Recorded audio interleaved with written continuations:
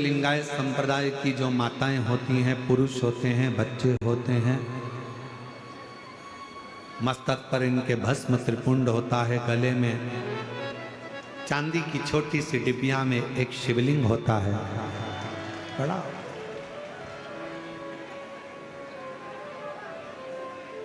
वीरशैव लिंगायत संप्रदाय में ये चीज बताई जाती है कि आपका कोई बैरी नहीं है, आपका कोई द्रोही नहीं है, आपका कोई दुश्मन नहीं है। और यहां पर भी कई वीरशैव लिंगायत संप्रदाय के शिव भक्त बैठे होंगे, हाथ उठाएंगे, कहीं बैठे हों तो। आप लोग बैठे हैं? अच्छा अच्छा, रखिए रखिए, प्रणाम आप लोगों को बहुत। आपके गले में जो विराजमान मेरे शिव हैं, उनको मैं दंडवत प्रणाम करता हूं आपके चरण। वीरशैव लिंगायत संप्रदाय में यह वर्णन किया जाता है कि आपका कोई दुश्मन नहीं है, आपका कोई द्रोही नहीं है। क्यों नहीं है? क्योंकि आपके गले में शिवलिंग विराजमान है, जिसके गले में, जिसकी वाणी में, जिसके हृदय में, जिसकी चित्तवृत्ति में, जिसकी दृष्टि में, जिसके श्रवण में, जिसके पूरे अंग अंग में शंकर अगर विराजमान हो जाता है तो दुनिया में उसका कोई द्रोही नहीं है, कोई दुश्मन। उसकी दृष्टि में सब सम।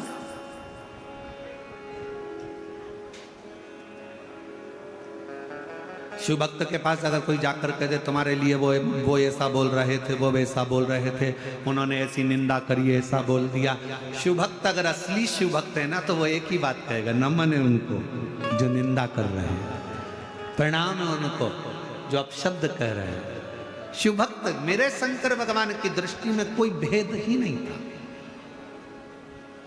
तारकासुर के तीन बेटे तारकाक्ष, विदुमाली, कमलाक्ष की तीनों एकत्रित होते हैं और तीनों पूछा। एक बार देवर्षि नारद ने तारकाक्ष से पूछा, विदुमाली से पूछा, कमलाक्ष से पूछा।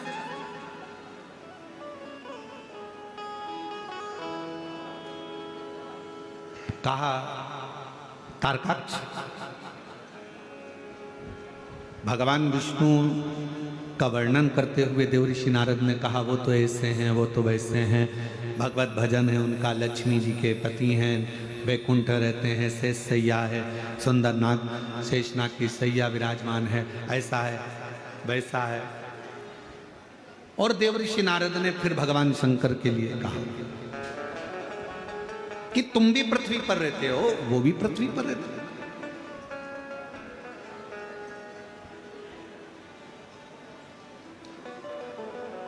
हमको लगता है आपके द्रोही तो शिव ही होंगे। तारकाक्ष से देवर्षि नारद ने कहा कि आपके द्रोही तो शंकर होंगे। तो तारकाक्ष ने उत्तर दिया, मेरे पिता तारकासुर, जिनके प्राण गए षडानंद कार्तिकेय के द्वारा, वो मेरे पिता ने ही वर मांगा। मेरे पिता ने कभी नहीं कहा कि शिव तुम्हारा द्रोही है, शिव तुम्हारा दुश्मन। दुश्मन कौन? तो कहा इंद्र। इंद्र से मतलब है हमारे शरीर का सबसे बड़ा दुश्मन ही हमारी इंद्रियां। इन नैनों को रोग लगा है रोज सिनेमा देखन का।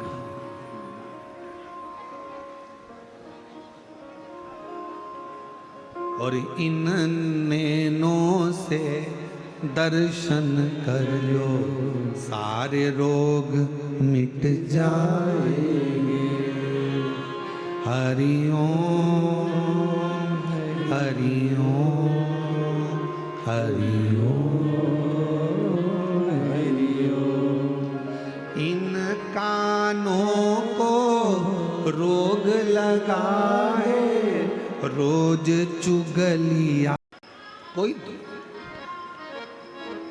सम, इसलिए निवेदन है भगवान शंकर के भक्तों से, सावन का महीना आए और शिव भक्त जो मस्तक पर चंदन लगाए, त्रिपुंड लगाए, शिवालय जाए, एक लोटा जल, सावन में तो लोग 2 लोटा चढ़ाते हैं, तो जल चढ़ाने के लिए जब जाएं, मंदिर के अंदर भी कोई तुम्हारा दुश्मन नहीं होना चाहिए, द्रोही नहीं होना चाहिए। ये आ गई, इसने चढ़ा दिया, भीड़ लगी है, लाइन लगी है, तुम मुझे जाने दो, तुम मुझे करने दो, मुझे सेवा करना है, मुझे ये करना, ना ना ना, भगवान कोई द्रोह।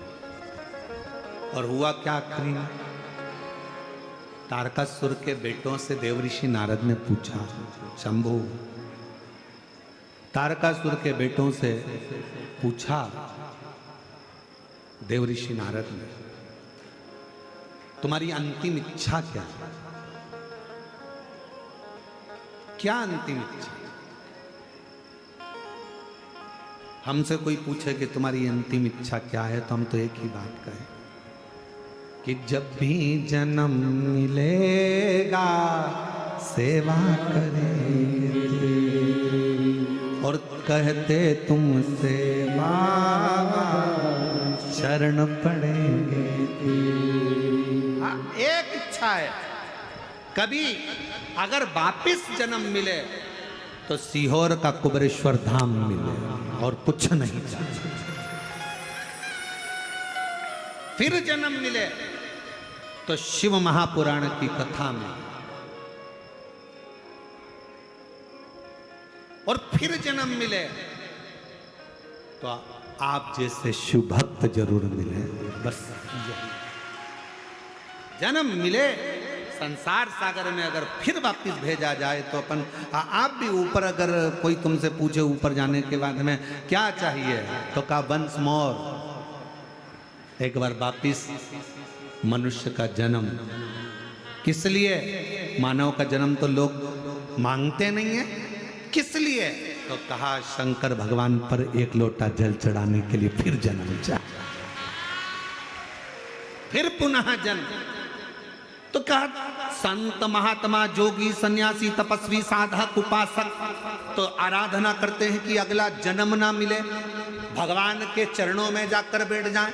तो कह देना, शिव महापुराण में शंकर भगवान ने पार्वती जी को अमरनाथ की गुफा में एक बात कही थी, पार्वती, वैकुंठ में व्यक्ति उतना समय रहता है जितना समय उसका पुण्य रहता है। पुण्य खत्म, धक्के देकर नरक भेज दिया जाता है। नरक के बाद 84 लाख योनियों में भेज दिया जाता है। 83,99,999 योनियां कटने के बाद 84 लाखवें नंबर की योनि मनुष्य की मिल जाती है, और फिर वो भट।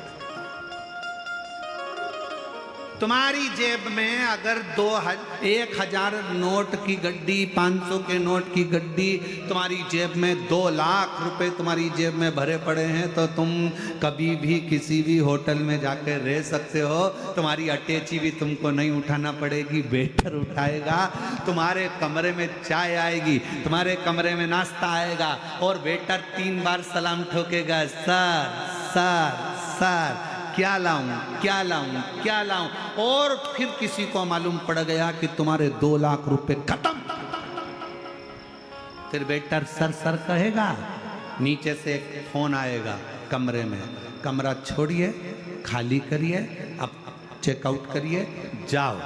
तो कहा मेरे पास पैसे थे तब तक तो लोगों ने पूछा। उसी तरह वैकुंठ में जब तक तुम्हारे पास में पुण्य है तब तक तो तुम बैठोगे, बाद में धक्का देकर निकाल दिया। इसीलिए शंकर का भक्त, शिव की आराधना करने वाला, शिव की उपासना करने वाला वैकुंठ नहीं जाना चाहता, क्योंकि वहां तो उतने दिन रहेंगे जितने दिन जेब में पैसा है, बाद में नरक भेज दिए जाएंगे। तो शंकर का भक्त कभी वैकुंठ नहीं जाना चाहता। शंकर का भक्त से पूछा गया, तू कहाँ जाना चाहता है? तो कहा मुझे कैलाश भेज दो। कैलाश क्यों? क्योंकि 33 कोटि देवता शंकर जी के बिना निर्णय के कोई काम नहीं करते, इसलिए 24 घंटे कोई ना कोई देवता कैलाश आता रहता है। मैं कैलाश में रहूंगी, शंकर की आराधना करूंगी, कोई आएगा उसका दर्शन हो जाएगा, पुण्य मिल जाएगा, बहुत है। और कहीं जाने की जरूरत नहीं, वैकुंठ जाऊंगी तो नीचे पटकोगे, वापिस नहीं आना पड़ेगा, इससे अच्छा है मुझे तो कैलाश में। अगर देना हो तो दीजिए, संतों की समाधि का दर्शन, संतों का दर्शन हमारे लिए एक ऊर्जा का स्रोत। शिव महापुराण की कथा एक ऊर्जा का स्रोत।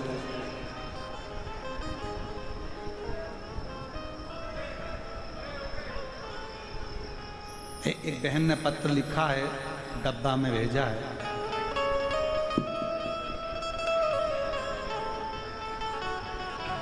मेरा नाम ज्योति शुक्ला है, पति का नाम सतीश शुक्ला है, मेरा मोबाइल नंबर ये है, मैं पुणे महाराष्ट्र से आई हूँ। एक लोटे जल का मैं क्या वर्णन करूं, मेरे ऊपर बहुत सारा कर्जा हो गया था। हम लोग खाना खाने के लिए भी परेशान थे। मुझे पता लगा कि आपकी कथा सांगवी पुणे में थी। किसी ने कहा कि पंडाल में बैठकर जो मांगते हैं बाबा वो देता है। हम दोनों पति पत्नी पुणे की उस कथा में पहुंच गए और बाबा से केवल एक ही प्रार्थना करें कि हमारा कर्जा करोड़ों में है, आपको चुकाना। मिल रहे सारे तीर्थ हमारी ऊर्जा के क्या।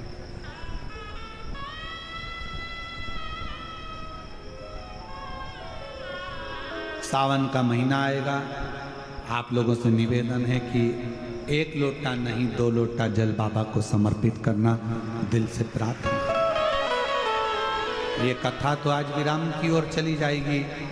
14 तारीख को आज यहाँ विराम हो जाएगा। 19 तारीख से कथा निकुंभ छत्तीसगढ़ में 1 बजे से 4 बजे तक 5 दिन की दुर्ग जिले में हो जाएगी। फिर 26 जून से फिर कथा आप ही के महाराष्ट्र बेजापुर में प्रारंभ हो जाएगी 1 बजे से 4 बजे तक 7 दिन। यहाँ पर प्रार्थना कर कर जाना कि बेजापुर की कथा में मेरा पत्र पहुंचना चाहिए बाबा, ऐसी कृपा कर देना, ऐसी झोली भर देना, ऐसी करुणा। निवेदन 6 अगस्त की सीहोर में कावड़ रहेगी और हमारा निवेदन रहेगा 10 जुलाई से 8 अगस्त तक कावड़ मेला सीहोर में रहेगा। आप जब भी सीहोर आए, सीवन का जल भरकर बाबा को समर्पित करें, अपने दिल से प्रार्थना करें, विनय करें, निवेदन। शिव को मानो अपना, उससे एक संबंध जोड़ो, बाप और बेटे का, बाप और बेटी का। वो संबंध निभता। संसार के संबंध टूट जाते हैं पर शिव का संबंध आखिरी तक नहीं टूटता, जन्मों जन्म तक चलता है। और वो आप उसको बनाकर चलें, भगवान शंकर से संबंध जोड़कर चलें, भगवान शिव से संबंध बनाकर। समय आया, आगे वर्णन किया है तुमरुका जी ने चंचुला देवी को कि है चंचुला, चंद्र को काया का रोग हो जाता है और वो शिव की आराधना कर कर अपने काया के रोग को समाप्त कर लेता है। काया का रोग चंद्र का समाप्त। शरीर में कैसा भी रोग हो, कैसा,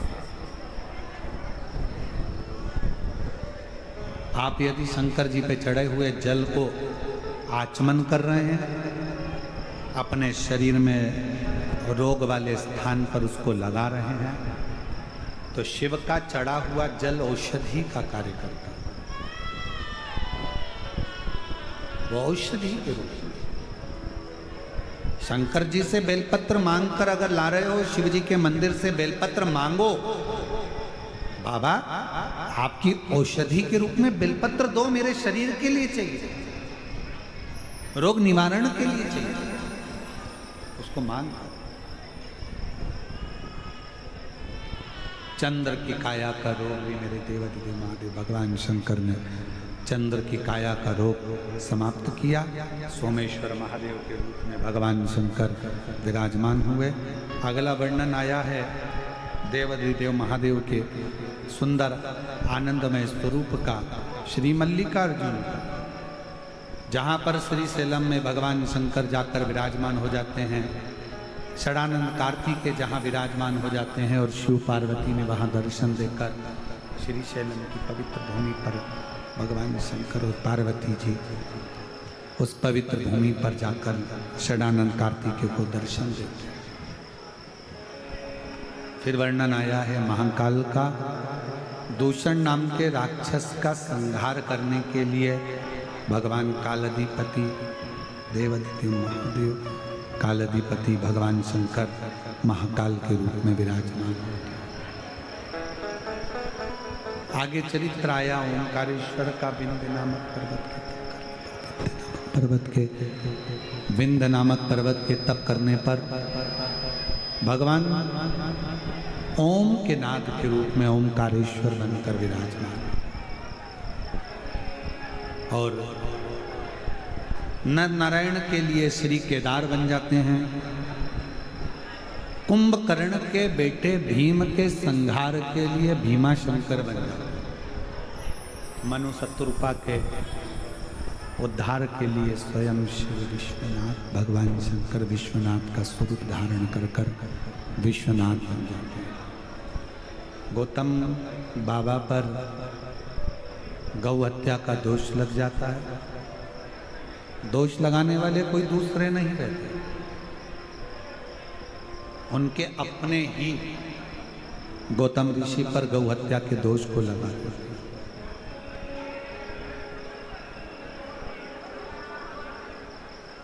पर मेरे शंकर भगवान के सामने आपको कथा में कहा था कि धर्मराज को नंदी बनाया और नंदी बनाकर एक बात कही कि दुनिया के खोट देखना, दुनिया के खोट नहीं देखना। प्रयास करना कि कोई कितना भी पापी हो अगर वो शिव नाम भी ले ले तो उसको परम धाम जरूर दे देना, उसको भुगताना नहीं, परेशान ना कर।